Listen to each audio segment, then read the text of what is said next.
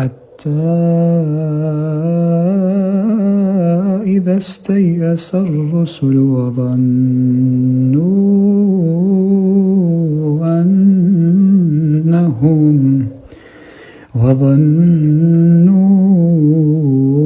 أنهم قد كذبوا جاءهم نصرنا فنجي من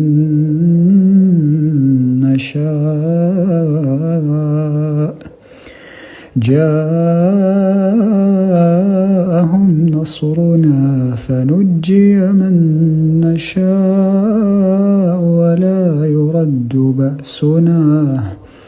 ولا يرد بأسنا عن القوم المجرمين وما ظن الذين يفترون على الله الكذب يوم القيامة إن الله لذو فضل على الناس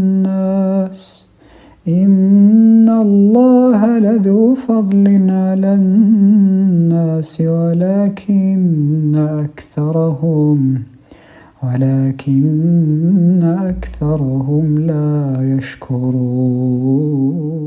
قال رب اشرح لي صدري ويسر لي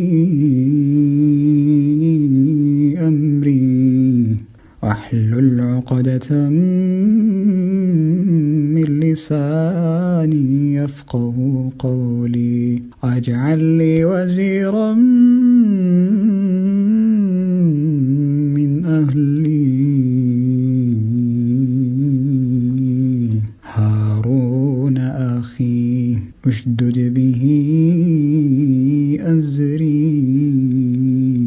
وأشركه في أمري كي نسبحك كثيرا ونذكرك كثيرا إنك كنت بنا بصيرا قال قد أوتيت سؤلك يا موسى ولقد مننا عليك مرة أخرى إذ أوحينا إلى أمك ما يوحى أن اقذفيه في التابوت فاقذفيه في اليم فليلقه اليم بالساحل يأخذه عدو لي وعدو له وألقيت عليك محبة مني ولتصنع على عيني ما عندكم ينفد وما عند الله باق ولنجزين الذين صبروا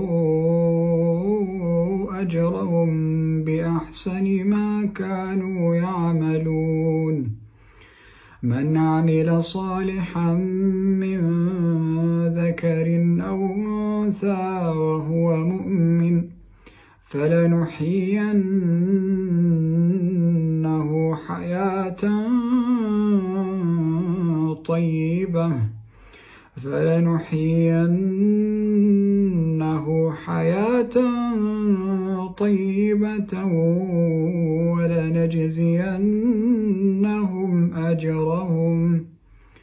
ولنجزينهم